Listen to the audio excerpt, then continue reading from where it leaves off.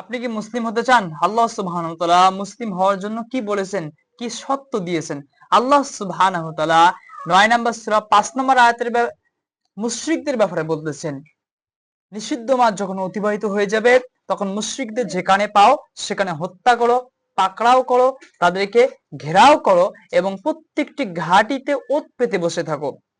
নিষিদ্ধ মাস যখন অতিবাহিত হয়ে যাবে মুশরিকদেরকে হত্যা করো, তাদেরকে কি করো? পাকড়াও করো, তাদেরকে ঘেরাও করো, বন্দি করো, প্রত্যেকটি ঘাঁটিতে ওত পেতে বসে থাকো। কিন্তু যদি তারা তওবা করে, সালাত কায়েম করে, যাকাত প্রদান করে, তাদেরকে কি দাও?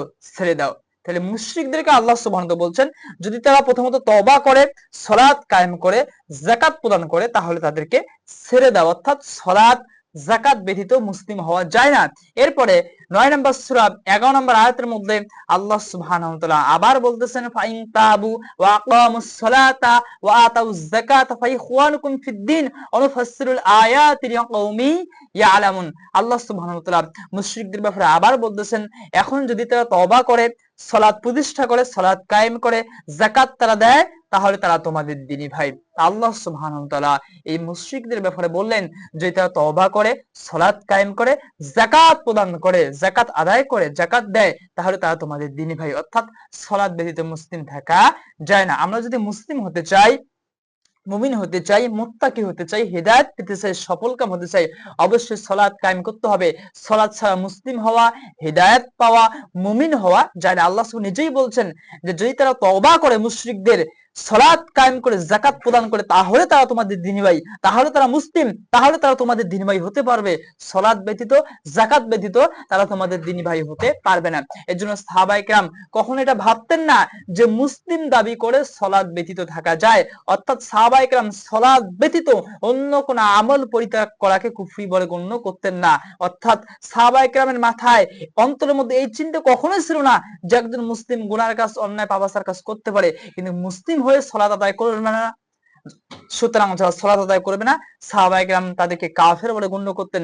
রাসূল সাল্লাল্লাহু আলাইহি ওয়াসাল্লাম এভাবে স্পষ্ট বলছেন যে বান্দা শিরিক কুফর, বান্দা শিরিক কুফর এর মধ্যে পার্থক্যই হলো সালাত। অর্থাৎ যে সালাত ছেড়ে দিল সে কুফরি করলো, অর্থাৎ সে কাফের হয়ে গেল।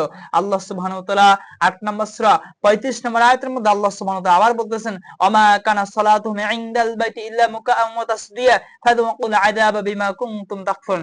আল্লাহ সুবহানাহু ওয়া তাআলা তাদের ব্যাপারে বলতেছেন যে আল্লাহর ঘরের নিকট, কাবা গৃহের নিকট তাদের সালাত হলো হাততালি দেওয়া, হাততালি দেওয়া, আর তারা শীষ বাজাইতো।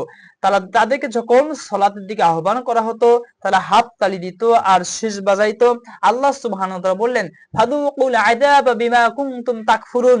তারা কুফরি করেছে, এই কুফরি করার কারণে তারা আযাব ভোগ করবে। তাই যেই কুফরিকে তারা সালাতে আসে নাই, সালাতে না আসে তারা হাততালি দিত আর তারা শীষ বাজাইতো, তা আল্লাহ সুবহানাহু ওয়া তাআলা বলতেছেন যে যেহেতু তারা আসে নাই, সালাতে আসে নাই, এজন্য তারা কুফরি করেছে। বিমা কুনতুম তাকফুরুন, এই কুফরির কারণে, ফাযুকুল আযাবা বিমা কুনতুম তাকফুরুন, এই কুফরির কারণে তারা আযাব ভোগ করবে। আল্লাহ সুবহানাহু ওয়া তাআলা সূরা মুদ্দাসসিরের মধ্যে বলেন, ক্বালু লাম নাকু মিনাল মুসাল্লিন, জাহান্নামীরা জাহান্নামে যাবে, যাওয়ার পর তারা বলবে যে আমরা মুসল্লি ছিলাম না। এরপর আল্লাহ সুবহানাহু ওয়া তাআলা আরো বলতেছেন, ফাখলাফা মিন বা'দি মুখালফিন আদাউস সালাহ। আল্লাহ সুবহানাহু ওয়া তাআলা নবীদের পরে বলতেছেন যে নবীদের পরে এমন এক বংশধর আসলো যারা সালাতকে নষ্ট করলো, গইয়া, আল্লাহ সুবহানাহু ওয়া তাআলা বলতেছেন সালাতকে নষ্ট করার কারণে তারা গইয়া জাহান্নামের মধ্যে, শাস্তির মধ্যে নিক্ষিপ্ত হবে। নাউজুবিল্লাহ।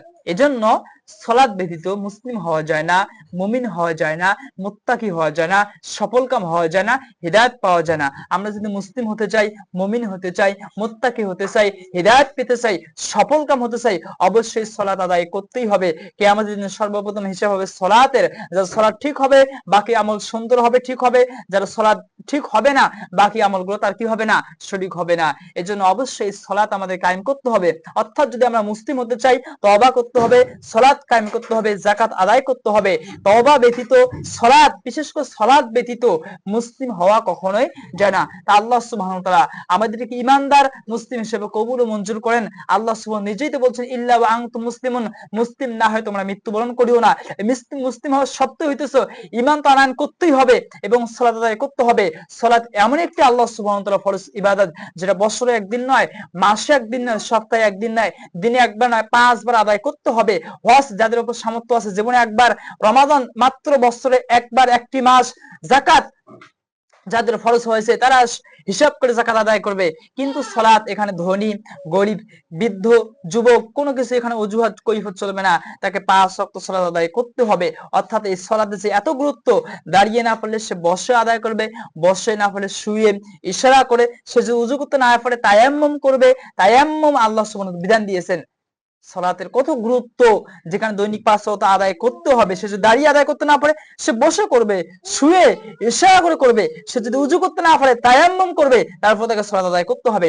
আল্লাহ সুবহানাহু ওয়া তাআলা এই উম্মাহকে, এই জাতিকে, মুসলিম উম্মাহকে সবাইকে 5 ওয়াক্ত সালাত ইখলাসের সহিত খুশু খুশুর সহিত যত্নশীল হয়ে আল্লাহ সুবহানাহু ওয়া তাআলা আমাদেরকে সালাত আদায় করতে তৌফিক দান করেন। আল্লাহ